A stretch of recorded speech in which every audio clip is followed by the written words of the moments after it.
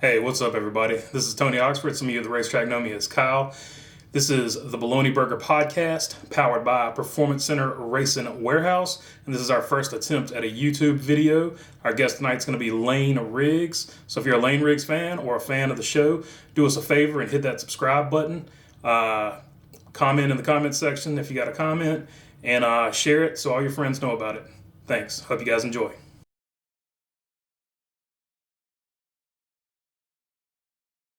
Yeah, man. How are you? Hey, good. Yeah, I appreciate you having me on. We appreciate you, man. Appreciate you bearing with us and taking a little bit longer to get back to you, man. But we've been here talking about how excited we are to get back to the racetrack at Southern National, and saw you were out practicing that new Gen 6 body out there at Orange County Speedway. Talk a little bit about your how you're feeling about this weekend. Yeah, we feel pretty good. I'm sure as well as every other team going into the first race of the season, being the Cars Tour. Whenever you get about 3-4 months off, you always feel like you're going to win the next race you go to. But you just, feel like I realized that, and know that it's just like any other race, and I feel like we're really prepared for this one. Been working hard over the off season, trying to come up with different things. Me and Dad been bouncing each other, picking each other's brains, just trying to figure out what we need to really catch the 88 car, and I think that's what everybody else at the Cars Tour wants to know right now. Well, let me ask you this, Layne, and I know that I think you'd be the first one to admit you didn't have the season in 2019 that you really were hoping for and you really expected. But, that win at Ace for the Rodney Cook Classic there at the end of the year, that had to be a huge boost for you guys, and especially your crew guys and you yourself. Talk a little bit about what that win meant for you. Yeah, it really was a big confidence booster for us. We just were down in the dumps going there. I was talking about not even going to the Ace race or we had to go to South Boston, but I was like, just finish off the year and, be better next year. So getting that one win really, boosted everybody, got us feeling good, got us feeling like we're meant to be. It was pretty rough, but I think that also helped us over the off season, helped us some at South Boston as well to finish the year strong there. It's just really pushed us to be better and try to work better and as a team as a whole, and it's not really just the driver with the confidence down. The team as a whole, they want to see the car run good just as much as I do. So, teamwork is everything, and when everybody's feeling good, it usually the results are better. Yeah. Let me ask you a question. Like I said, you were out in Orange County, I believe, on Monday, shaking the car down, getting it ready. Obviously, it's a different look, and I think it's going to be something, but as far as the Gen 6 body, share with us, talk to some of our fans that may not be as technical. Do you feel like you've got any kind of aerodynamic advantage with that? I don't know that it's, or is it just an appearance thing? It's a look thing? At first, when it came out, we were all kind of thinking it was just an appearance look thing, just trying to update it, make it look more like a cup car, you could say. But after looking at it and seeing all the different things on it, it's a 200% better option to go with for aerodynamics. It's got so much more downforce, so much more side force. Everything's just built a whole lot better, stronger, more sturdy. And that was actually one of the concerns we had, was being almost too sturdy. So, if you hit somebody, the panels are just going to bust and fly off instead of bending. So that's the one concern we have. But everything else, and the biggest thing is having a 10-inch wider spoiler on the back. Mm-hmm. So everything with the old bodies that we would try to do to make it better, it already has and more. Interesting. So have you thrown out the old notebook? Can you use any of your old stuff, or is this just totally different? You got to start from scratch with your setups and stuff like that. Oh no, the setups are pretty much identical. It's really just the body kind of gives it an all around even front, rear, side force. It just gives pure speed, in my opinion. It doesn't really affect how our setups are. Luckily, just kind of enhances what you already got. Screw anybody up. Layne, I guess my one question again. You're one of the Lucas Oil Tour and 12 drivers for the Cars Tour. This is your third year as a Tour and 12 driver. Congratulations on that. What does that mean to you as a driver? Obviously, you've shown your commitment, your level of commitment to the Cars Tour. But talk a little bit about what that Tour and 12 means to you. It shows that we're a regular and we're dealt to be reckoned with, and we're at every race, and we're loyal to the Cars Tour, and we feel like the benefits back for the fans and from Chris and Jack's perspective as well is big. They do give a lot of benefits, and I really appreciate what they do, series and all. I'm looking forward to the third season here. We're just kind of hoping for something else to maybe happen this year, possibly getting another car or try some kind of. We even talked about maybe even trying to do a super race or two, even for the Cars Tour. But so far, it hasn't really been working out. So we're just going to do the late model stuff while we can, and if an opportunity comes and arises, I would love to, do something a little bit different, but maybe not too far out of my realm. But it looks really good going into this season. What do you think? I mean, obviously you've run the Martinsville race a couple years. You've run a little bit of NASCAR, but you've been pretty loyal to the Cars Tour since you've been in the late model ranks. Is there a reason? Is there something that the Cars Tour offers that maybe you wouldn't get running for a track championship at, say, a South Boston or a Motor Mile or a Southern National under the NASCAR banner? Well, I know that the Cars Tour definitely has the best competition around. It gets the best coverage through the media, and it's really the only touring series for late model stocks. You get to run against the same people, but at different tracks every race. So it's kind of the all-around best choice for us. We talked about maybe running some local races here and there, but it doesn't seem like it'd be worth it to run the same track every other weekend with the same guys. I feel like it helps me as a driver to be able to tour, and then also be able to know who you're racing side by side with, and remember, they did this the week before. They cut me some slack, or they didn't cut me enough slack. So it's like just like any other, the Truck Series or the Xfinity Series, the Cup Series. You're racing with the same guys, but touring all around.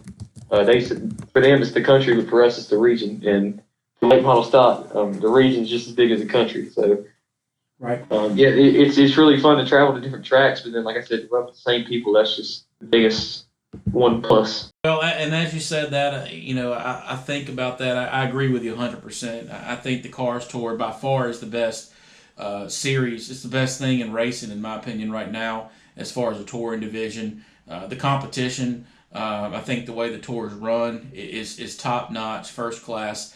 And again, not to discount this weekend at this weekend at Southern National, and then 2 weeks at Hickory, but I know you got to be kind of not peeking ahead, but that big 30,000 in Orange County's a month away, and a month from tonight we'll actually be qualifying for the Old North State Nationals.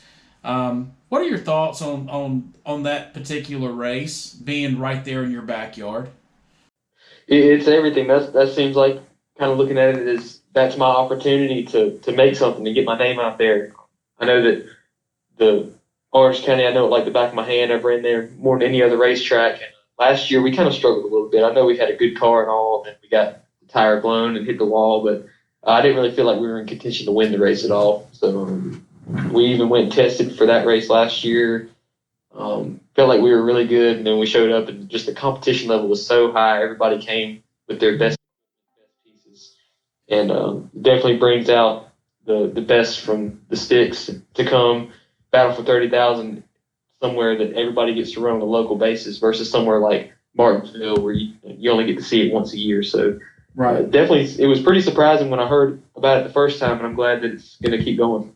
Absolutely, and I can assure you that the talent. If you thought the talent level was tough last year, I can't wait to see what the entry list looks like here for 2020. There's obviously rumors that some of these heavy hitters, some of these super late model guys that are really good at their craft, plan to come to Orange County as well and drive a late model.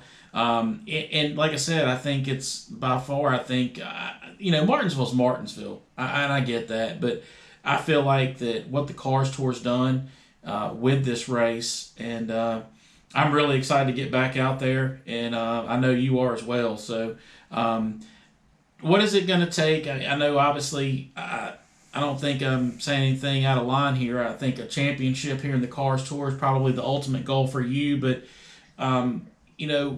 what is that goal? Is it top fives? Is it winning championship, or is it just get the first win and see how it goes and then go from there? Yeah, to me, I just look every race I go into, I'm going to try to win it. And looking at the next race, I'm going to try to win that one. And Yeah. Like every other driver that goes in there. And I know that usually if you start winning and it comes pretty normally, every other race you say, usually the championship follows. So usually I don't really think about points too early or trying to win a championship too early. It's usually just, go for the wins, and if they start adding up, and then you get a pretty good gap at the end, it's time to start points racing, because winning that championship would be worth it in the end. Absolutely. So the new body is not the only thing new going on in your life. You're a freshman in college, if I'm not mistaken, right? Not a freshman. In fall, I'll be a freshman. Oh, okay. So you haven't gone in there yet? No, I haven't. It's a little nerve-wracking coming out of high school, going to college, and that's kind of been one of our concerns as well. Is just if we're going to be able to keep racing right now, financially one, and then also just me being gone a lot, not being able to help in the shop, and just not having enough time to do both studies and racing. So I'm just going to have to see how it goes at college, see if I have enough time, and definitely run the full season this year, but kind of question a little about next year. Well, that's interesting. Now I want to ask, where are you applying to school? Where do you want to go to school, and what are you thinking about majoring? Have you thought about that yet?